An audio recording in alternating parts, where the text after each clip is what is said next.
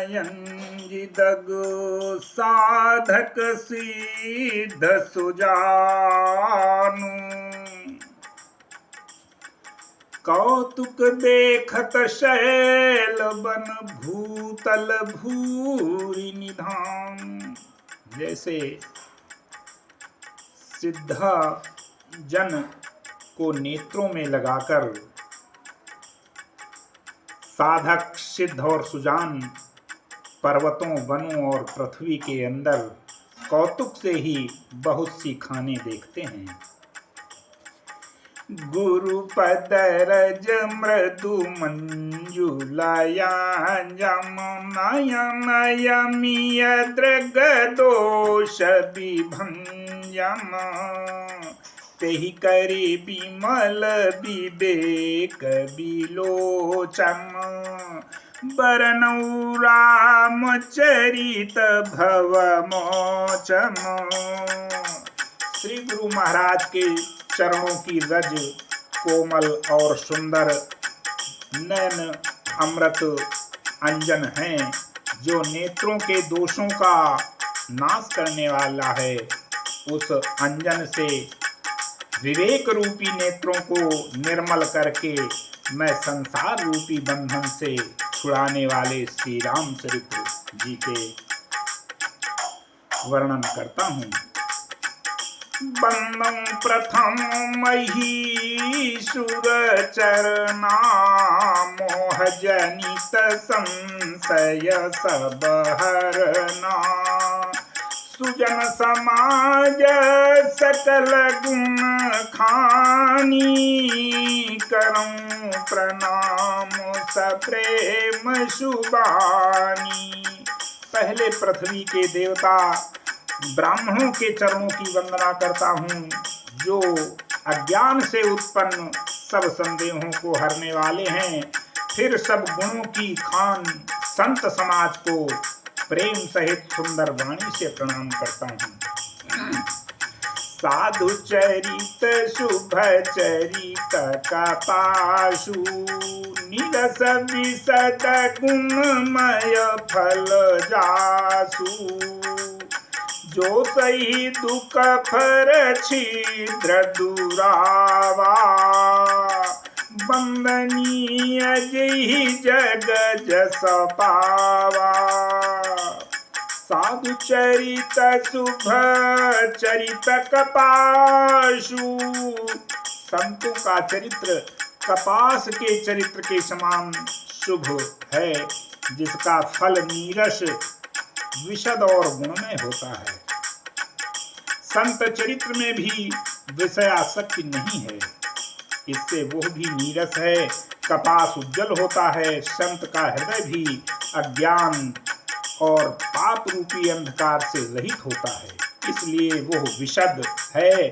और कपास में गुण तंतु होते हैं, इसी प्रकार संत का चरित्र भी सद्गुणों का भंडार होता है। मुदमय मुदमंगलमय संत समाजु।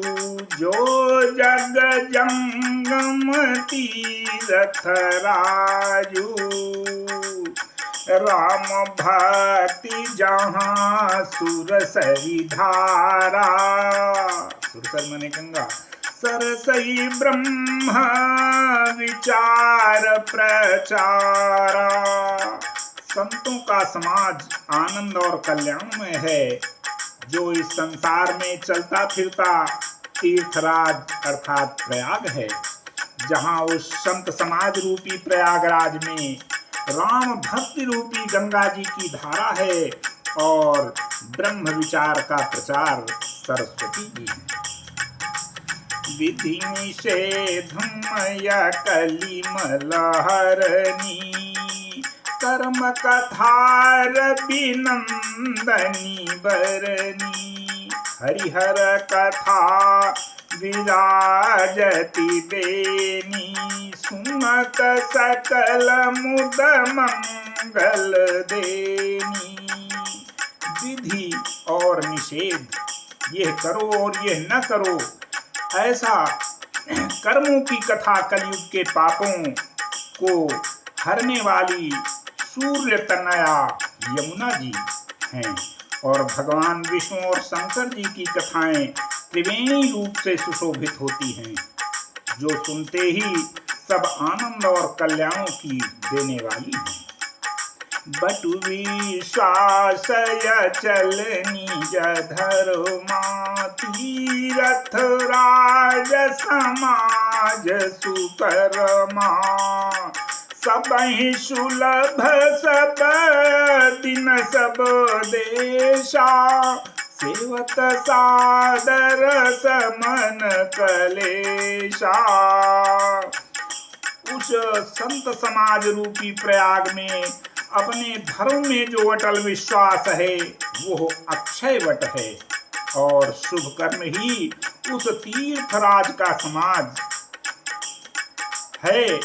वह संत समाज रूपी प्रयागराज सब देशों में सब समय सभी को सहज ही में प्राप्त हो सकता है और आदर पूर्वक सेवन करने से क्लेशों को नष्ट करने वाला है।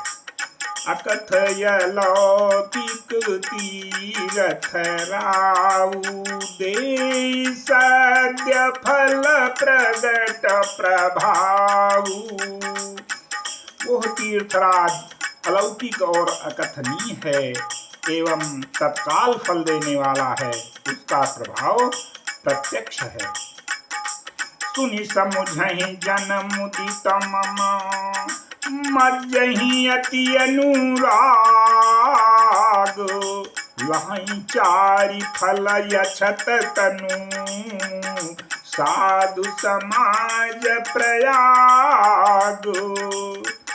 जो मनुष्य इस संत समाज रूपी तीर्थराज का प्रभाव प्रसन्न मन से सुनते और समझते हैं और फिर अत्यंत प्रेम पूर्वक इसमें गोते लगाते हैं, वे इस शरीर के रहते ही धर्म अर्थ काम मोक्ष चारों फल पा जाते हैं। मज्जन फल पेखिय तत्काला काक होहि पिक बकऊ मराला। सुनिया चरज करई जनि कोई सतसंगति महिमा नहीं गोई।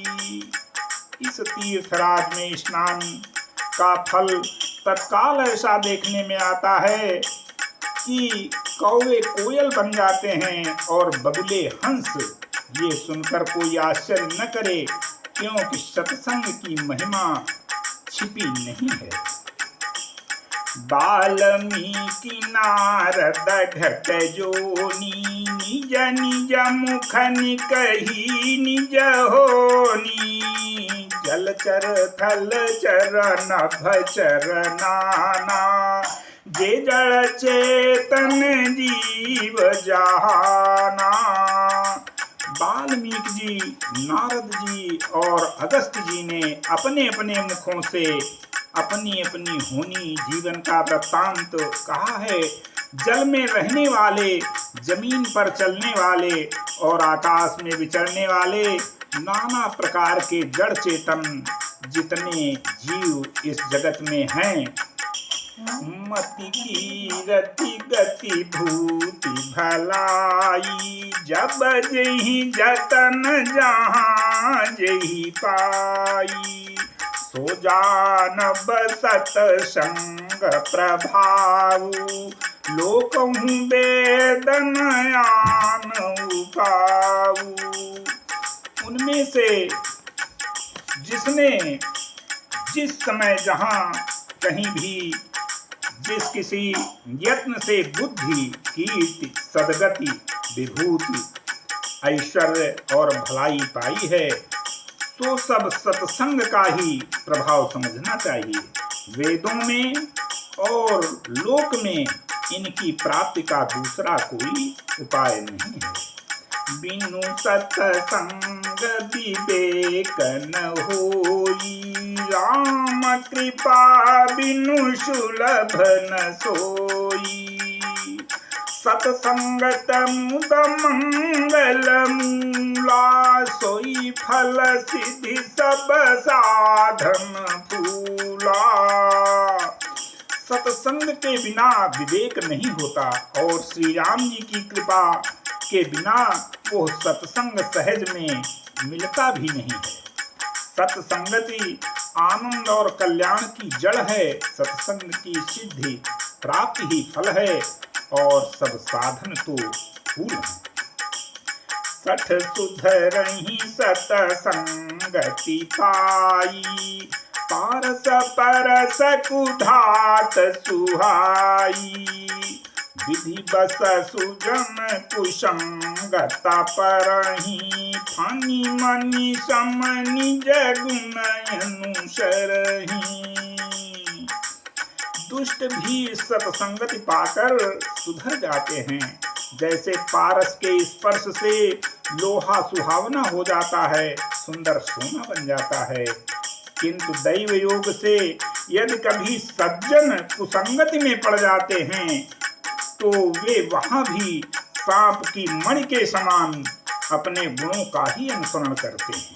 अर्थात जिस प्रकार सांप का संसर्ग पाकर भी मणि उसके विष को ग्रहण नहीं करती तथा अपने सहज गुण प्रकाश को नहीं छोड़ती है, उसी प्रकार साधु पुरुष दुष्टों के संग में रहकर भी दूसरों को प्रकाश ही देते हैं।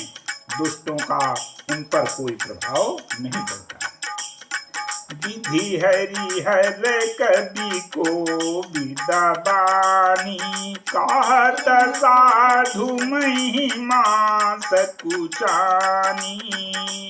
सोमोसन कही जातन कैसे, शाक बनिक मणि गुण गम जैसे।